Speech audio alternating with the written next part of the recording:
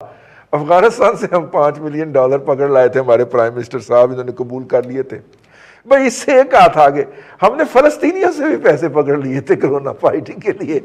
इससे आप अंदाजा कर लें कि हम किस मुकाम तक गिरे हुए थे।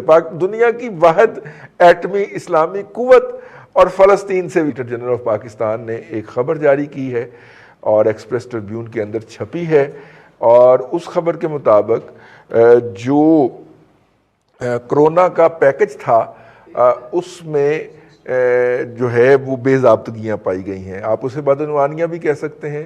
करप्शन का लफ्ज़ इस्तेमाल नहीं किया गया क्योंकि करप्शन का लफ्ज़ है नहीं। पाकिस्तान का जो ऑफिशियल ऑडिटिंग का सिस्टम है, ये जो ऑफिशियल लैंग्वेज है, उसके अंदर करप्शन का सिस्टम नहीं है, नाम लफ्ज़ नहीं है, उसको हम बेज़ाब्तगियाँ कहते हैं। वो अब ये दो फिगर जो हैं वो मेरे लिए बड़े जो हैं, जिसे कहना चाहिए कि आई ओपनर हैं। ये जो इमदाद आई थी, ये जो कर्ज लिया गया था, कुछ कर्ज भी हमने लिया था, एमरजेंसी कर्ज लिया था IMF से, वर्ल्ड बैंक से, एशियाई तरक्याती बैंक से, यूरोपियन यूनियन ने भी हमें कुछ इमदाद दी थी इस हवाले से। और सो फॉर सो कि हमने अफगानिस्तान को नहीं बख्शा था। अफगानिस्तान से हम $5 मिलियन पकड़ लाए थे, हमारे प्राइम मिनिस्टर साहब, इन्होंने कबूल कर लिए थे भाई। इससे एक हाथ आगे हमने फलस्तीनियों से भी पैसे पकड़ लिए थे कोरोना फाइटिंग के लिए। इससे आप अंदाजा कर लें कि हम किस मुकाम तक गिरे हुए थे।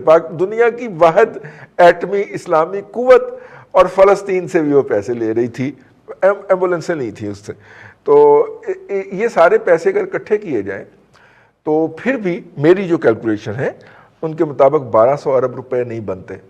लेकिन फिर मुझे याद आया कि जब कोरोना आया था तो प्राइम मिनिस्टर साहब ने 1200 अरब रुपए का कोरोना पैकेज लॉन्च किया था। ये बोलते इतना ज़्यादा है कि जहनों से महव हो जाता है लोगों के। तो 1200 अरब रुपए का जो कोरोना पैकेज था वो सारे का सारा जो है वो बदनवानी या करप्शन की नज़र हो गया। और ये मैं नहीं कह रहा, जो पाकिस्तान का आईनी उहदा है ऑडिटर जनरल ऑफ पाकिस्तान का, सरकारी ख़जाने से जारी होने वाला हर पैसा उसने ऑडिट करना होता है और देखना होता है कि वो कानून, ज़ाब्ते और आइन के मुताबिक खर्च हुआ है कि नहीं। वो कहते हैं कि वो खर्च नहीं हुआ। अब इसके ऊपर बहुत सारी दास्तानें हैं। हमने जहाज़ भर के अमेरिका को कोरोना के कुछ मास्क भिजवाए थे और कुछ टेस्ट किट्स भेजी थी।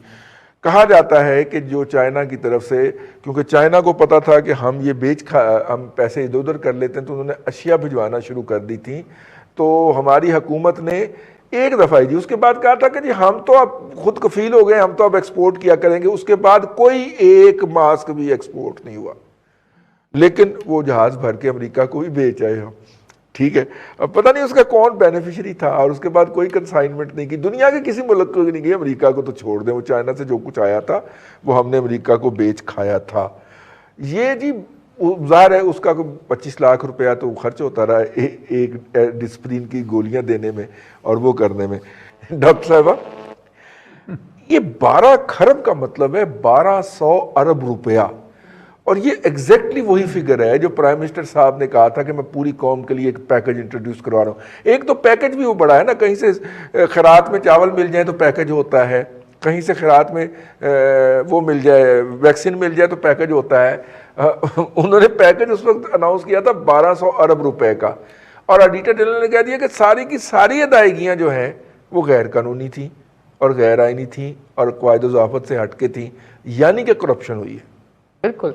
और जिस तरह आपने शुरू में रज़ी साहब बता दिया कि चूंकि ऑडिटर जनरल जो है वो करप्शन का वर्ड इस्तेमाल नहीं करते, तो इसका मतलब है कि ये जितनी भी बेज़ाब्तगियाँ हैं, ये पैसे जो हैं, ये they are subject to investigation. अब सूरत हाल ये है कि इन्होंने, मेरा ख्याल है, कोई 185 अरब रुपया, वो पहले जो बेनज़ीर इनकम सपोर्ट प्रोग्राम होता था, उसका नाम एहसास, क्या नाम उसका रख दिया था, एहसास प्रोग्राम नाम बदल के, तो वो 3 महीने के पैसे रोके हुए थे जो पिछले साल उन्होंने मार्च अप्रैल में बांटने शुरू किए। तो 3 महीने की किस्तें ऑलरेडी ड्यू थी, और चूंकि उस प्रोग्राम के अंदर भी पैसे पड़े हुए थे तो वो देके इन्होंने, और लेकिन मैं ये उसको शुमार पैकेज में कर उसको पैकेज में शुमार कर लिया। लेकिन मैं इसमें एक चीज़ ऐड कर दूं, कि उस वक्त वो सिर्फ बेनजीर इनकम सपोर्ट के रजिस्टर्ड लोगों को नहीं मिले, और भी लोगों को मिले थे। ठीक है, उसके मुतालिक इन्होंने फिगर्स इनकी, वो सानिया नश्तर जो है उन्होंने कहा कि 182 या 85 अरब रुपया हमने जो है वो बांट दिया है। लेट्स सपोज बांट भी दिया है, चले हम उसके ऊपर अगर उसको छोड़ भी दें, बाकी पैसे कहाँ खर्च हुए हैं? बाकी खर्च होने की वही वाली बात जो कि सुप्रीम कोर्ट में जाके वो NDMA के चेयरमैन ने कहा कि हमने एक मरीज के ऊपर 25 लाख रुपया खर्च कर दिया है। तो 25 लाख रुपया की क्या सूरत हाल थी?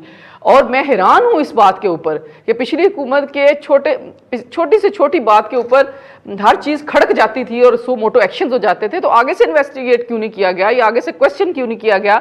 वो बात वही की वही धड़न तख्ता हो गई। अगली बात मुझे ये बात करनी है रजी साहब, जिस तरह आप बात कर रहे हैं, अभी कल मैं खान साहब की एक तकरीर सुन रही थी, कहीं मेरा ख्याल है बलूचिस्तान में कहीं गए हुए थे, तो वो दोबारा से बात कर रहे थे कि ये माफिया KP में गए हुए थे। वो कह रहे थे कि वो मेरा ख्याल घरों का कोई छोटा सा किसी यूनिट का इफ्तिताह करने गए हुए थे, तो कह रहे थे कि ये माफियाज हैं और मैं इनको नहीं छोड़ूंगा, ये पैसे बनाते हैं, बाहर ले जाते हैं और बाहर से मैं पैसे जो है वो लेके आऊंगा और पता नहीं वो कब लेके आएंगे। मतलब ये कि आपने पिछले 3 सालों के दौरान में ऑपोजिशन की बड़ी पार्टी का एक एक बंदा पकड़ के रगड़ दिया जेल में, उनको 6 बाय 6 के कमरों में आपने बंद कर दिया, 6-6 8-8 महीने बंद रखा, बाद लोगों को 2-2 साल आपने बंद रखा है। मतलब जिसने जो जो काम अच्छे किए हुए थे आपने उतना ही लंबा उसको, ख्वाजा साद रफीक के मुतालिक मशहूर है, बल्कि हम सब विटनेस हैं कि किस तरीके से उन्होंने रेलवे को रिवाइव किया, तो उनको आपने मेरा ख्याल 1.5-2 साल उनको भी बंद रखा है। हर बंदे को 15 महीने हर बंदे को आपने बंद करके आप उनके ऊपर कोई मेच्योर केस कायम नहीं कर सके, आप 1 रुपया किसी से रिकवर नहीं कर सके। नवाज शरीफ ने बाहर जाना था, आपके पल्ले कोई चीज नहीं थी कि वो 50 रुपए के स्टाम्प पेपर दे के चले गए, क्योंकि मुकदमात की नोयत ये थी। कहने का मतलब ये है कि उनके अंदर डेप्थ ये थी, वो सजाएं जो आपने जजों को ब्लैकमेल करके जो थी दिलवाई गई थी। पूरी दुनिया में मौकरी होती है पाकिस्तान के जस्टिस सिस्टम की, और पाकिस्तान का जस्टिस सिस्टम इसलिए सबसे नीचे है कि आप पूरी दुनिया को पता चल गया कि सजा कैसे मिली है, और फॉर्मर प्राइम मिनिस्टर को मिली है, किसी ऑर्डिनरी शख्स को भी नहीं। और वो जज जो है उसको तो आपने मुअत्तल कर दिया, वो सजा भी के भी कायम है, बल्कि उस सजा की रोशनी में आप मेरा ख्याल जायदादें भी जब्त करते फिर रहे हैं। फिर ये बात है कि खान साहब एक्शन लेते हैं, अगली बात यह है कि वो एक्शन लेते हैं, थरथल्ली मच जाती है प्राइम मिनिस्टर हाउस में, नोटिस ले लिया, मेरा मतलब है नोटिस के बाद इन्वेस्टिगेशन है, फिर फॉरेंसिक, फिर ये। मुझे ये बताएं रजी साहब, क्या चीनी की कीमत वापस हो गई? क्या चीनी जो है वो 55-53 रुपए पे वापस आ गई?